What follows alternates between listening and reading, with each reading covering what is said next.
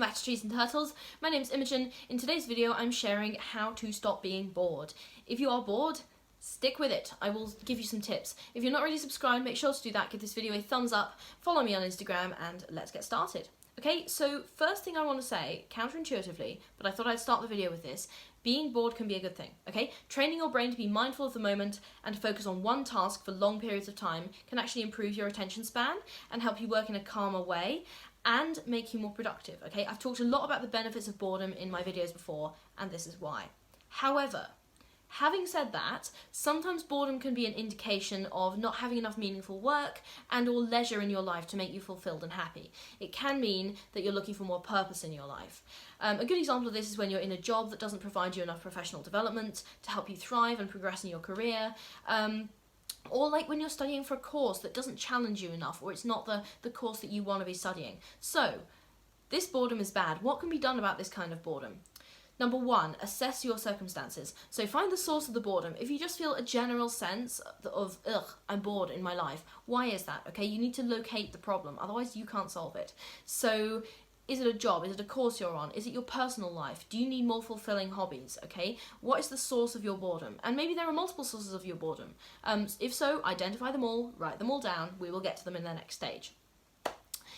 Right, number two, make a list of ways to enact meaningful change, okay? So can you change the things which are boring you? Is it possible and worth it to change your career, what you're studying, or any other aspects of life causing the problem? Okay, now sometimes you've got to do a cost-benefit analysis and be like, well, I'm bored at work, but it's not actually worth it to leave this job, so I'm going to seek professional development myself in other areas of my life. I'm going to upskill, or maybe it's not your job. Maybe it's like in your personal life and you have a hobby that you're really invested in, like a sport or something, and it's not fulfilling you and you want to change to, say, a different team, okay? But you know you got to stick out the rest of the season.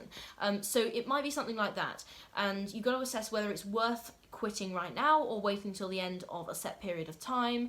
Anyway, assess your circumstances and make a list of ways to enact meaningful change.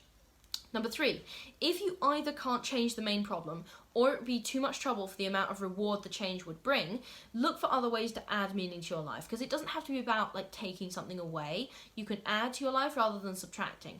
Okay, so find something to do in your spare time which you look forward to, or find an aspect of your work that you enjoy and pivot more towards that. I find it's extremely rare, even when you're like largely bored or largely unhappy in a situation, that there's nothing about that situation which doesn't give you some fulfillment, okay? So find the aspect that gives you fulfillment and focus more on that.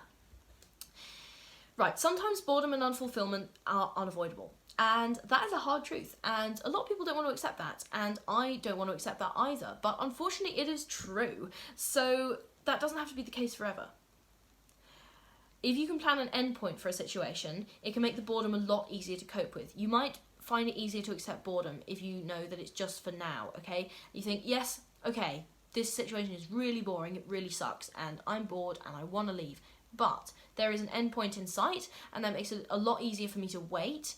And honestly, for example, like a quitting date for an unfulfilling job, or just, you know, the end of a course that you don't want to be on. So sometimes boredom and unfulfillment are unavoidable, but have an end date. It makes it easier, I promise. Not all hobbies are created equal. So some hobbies bring a greater sense of fulfillment than others do. So to an extent, this is like subjective, because what might be your like favorite hobby might be really boring for someone else, but you have to find the hobbies which are right for you. There are some guidelines though, which can help you find a hobby that stops you being bored, and we're going to explore the guidelines. So, number one is to create something or build something rather than consuming all the time. Produce something. I like to write, I like to film videos, and I sometimes design stuff, like tattoo designs. You could also build something physical, anything from Lego to a home renovation. So building something or creating something is a great way to stop being bored, because it forces you to actively use your brain and sometimes like your motor skills, your hands, and it just brings that aspect of concentration and focus on a tangible task into your life, and that's something that's very satisfying. Do something which stretches you mentally. This might be an academic challenge, or it might be learning a new skill, learning a language. Do something which stretches you mentally. On that point, do something which stretches you physically. Maybe you want to run a 5K. Maybe you want to start lifting weights, okay? Maybe whatever it is, that is your physical challenge that you've been thinking about could be the very thing that is needed in your life to stop you being bored with your hobbies. Start a long-term project which makes you think long-term and have larger ambitions than just a short-term project might. Okay? So once you start a long-term project, you get a sense of like larger purpose and larger motivation.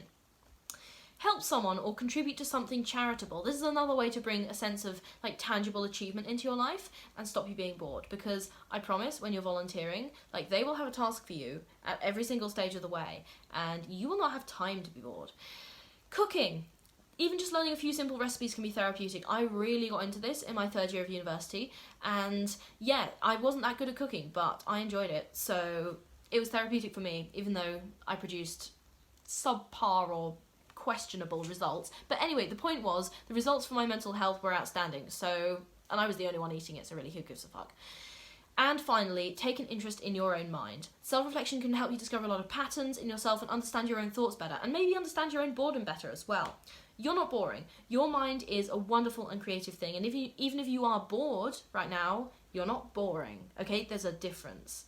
You're boring if you just have no like creativity or no interest in anything, but being bored means you just haven't found what you want to take an interest in yet, okay? So try out all those things, find something to take an interest in, and yes, that's all for this video. If you're not already subscribed, make sure to do that, give this video a thumbs up, follow me on Instagram, and I will see you next time. Okay, bye!